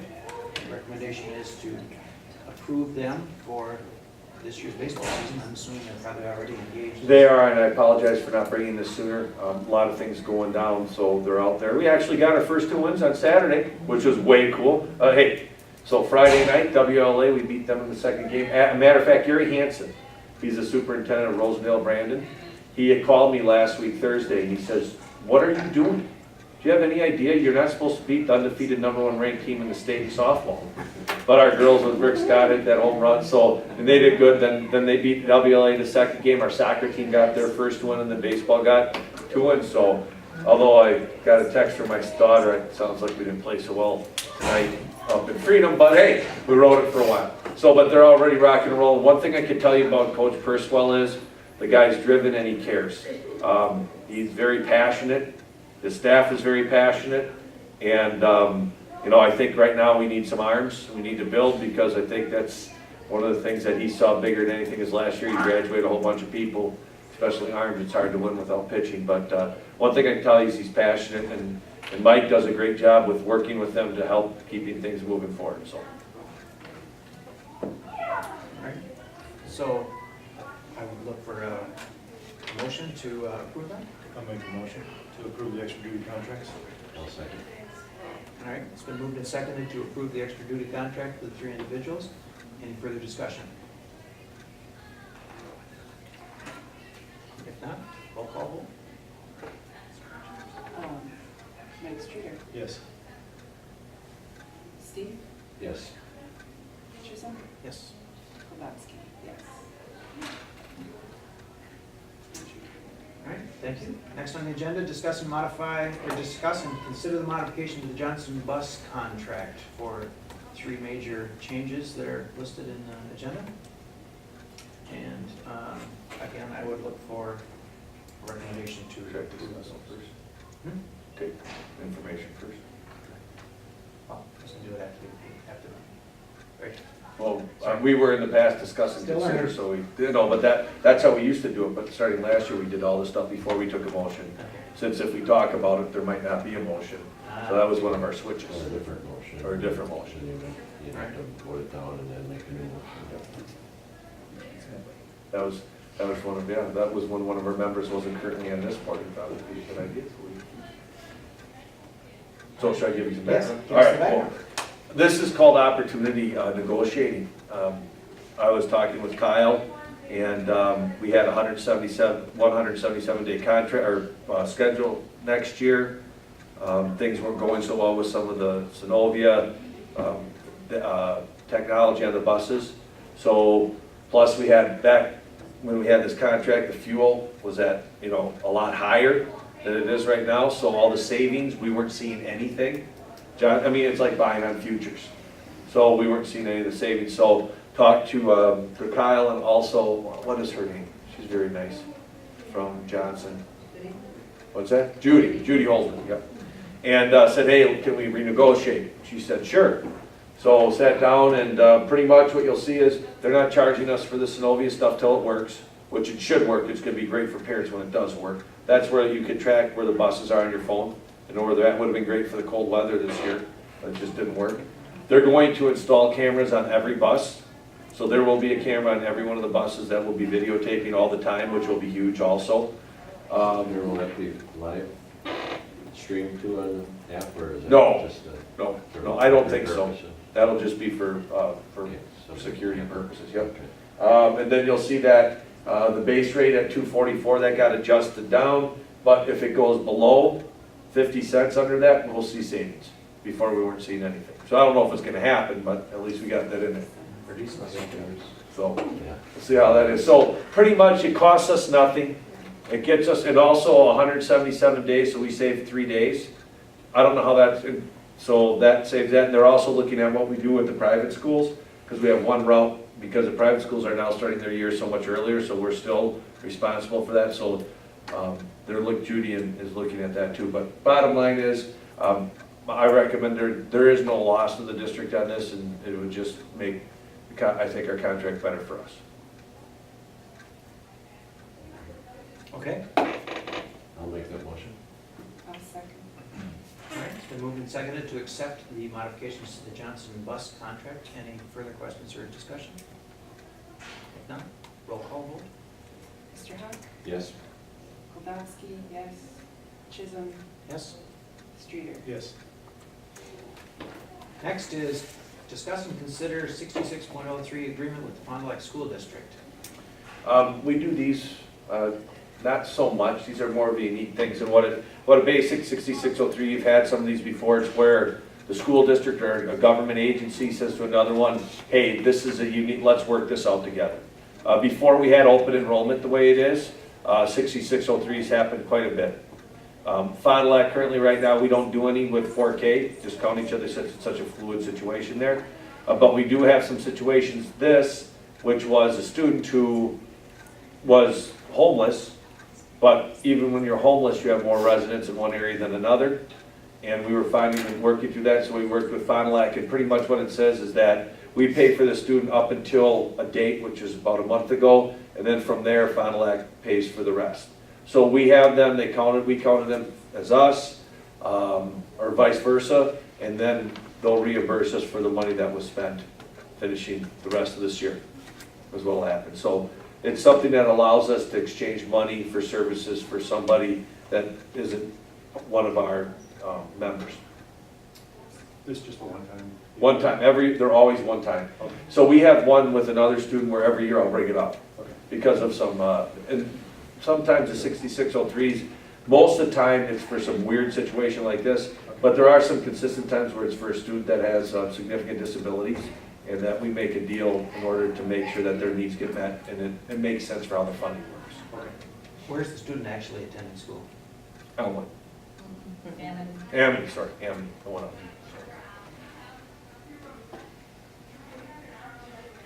All right, I'll make that motion that we accept that recommendation.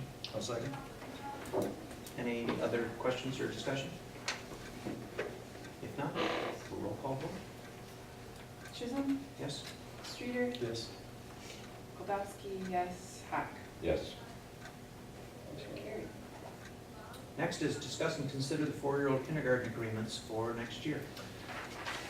Excellent. This is a yearly thing that goes on. We have our model is that we have 4K that are community-based. So in essence, what we're doing is we're hiring Divine Savior, or we're paying Divine Savior, Head Start, and Arts for Kids to run 4K.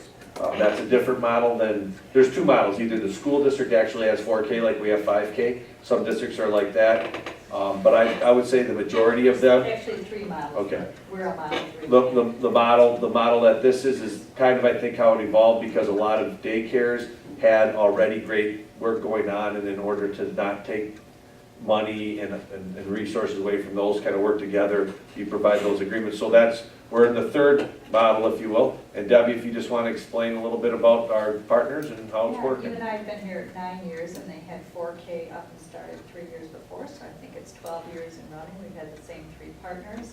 We've had pretty much a morning and an afternoon at 2 of the sites going forever. In the morning at Divine Savior then for 5 sections total. 1 year we had 6 sections, and Arts for Kids picked up an extra. It's always based on, we pay per attendance of kids and divide them up. So, we divide up all the kids, and parents kind of have a choice. So if they're using the daycare, obviously, if they're eligible financially for Head Start, that kind of thing. And what happens is that we get counted, each one of the 4K kids counts as 2/3 of a person. And then we get X amount, so 2/3 is $6,400 or whatever we can levy based on what our revenue limit is. And then we pay them, I think right now, how much is 2,000? It's a 0.6, and we were at around 24.36 per. And then Debbie supports, but pretty much, we don't hire the teachers there, we don't approve their contracts, we don't do anything except for approve the contracts. That is almost like saying, okay, we're gonna hire you to do 4K for us. And then you'll get resources for it, because we get resources from our taxpayers. Before I entertain the motion, because of my association with Divine Savior, I'm going to recuse myself from this vote. But I would be looking for a recommendation from the board to adopt the contracts. I'll make that motion. I'll second. Okay, any other additions, questions, or discussion? All right, roll call vote, please. Streeter? Yes. Hawk? Yes. Goldowski? Yes. Motion carried. Put down the abstain for. Yep.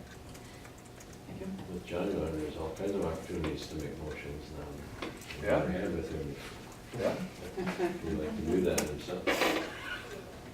And Vic, I don't wanna say anything, Steve, but Vicky's been running the clerk very smooth. I don't wanna say anything, we haven't had to stop or slow down yet. I didn't know if there was an observation out there. If you do roll call vote, is that something that you just always done, or? Always done. Okay, I was just kind of curious if that was just something specific to one, okay. Nope, we've just always roll call vote, Okay. Mike was asking. I was just wondering, that was just a thing you've always done. Great question. Yep. I mean, and that could evolve to a voice vote, and then, or does anybody wanna call for a roll call? What does the village board do, by the way? It's all voice vote unless the discussion is a little contentious and you think there's gonna be, it's gonna go half and half or something, then you do a roll call vote. That's typically how we do it, or else, we just say all in favor, aye, abstain. I think, if I remember correctly, or understand correctly, they just got away from all that stuff and just made it a roll call vote Okay. every time, and, Consistent. yeah, Okay. just to do it. All right. Next item on the agenda, number 5, discuss and consider educator resignations for Miss Heidi April, high school guidance counselor, and Angeline Heidelberger, reading specialist. Herbert, sorry about that. Hyberg. I'll turn to Samantha, can talk a little bit about Heidi, if you want, and then Debbie and Melanie a little bit about Angela. Yeah, I'll try. It's hard. Heidi is, obviously my right-hand person. She's just involved in so much. She's a truly caring person. I know this is really hard for her. She lives in Kiel and drives 50 minutes, and winter is not always easy for her. Now her kids are of the age where they're, more involved, and we talk often about, oh yeah, where were you, all day Saturday and Sunday basketball. So she's one of those moms now. Her husband works at Kohler and does quite well, and has to travel some, so it just got to be difficult with family and that. But she's just a tremendous person. She's a tremendous counselor. Our families, our kids, our staff are all gonna miss her.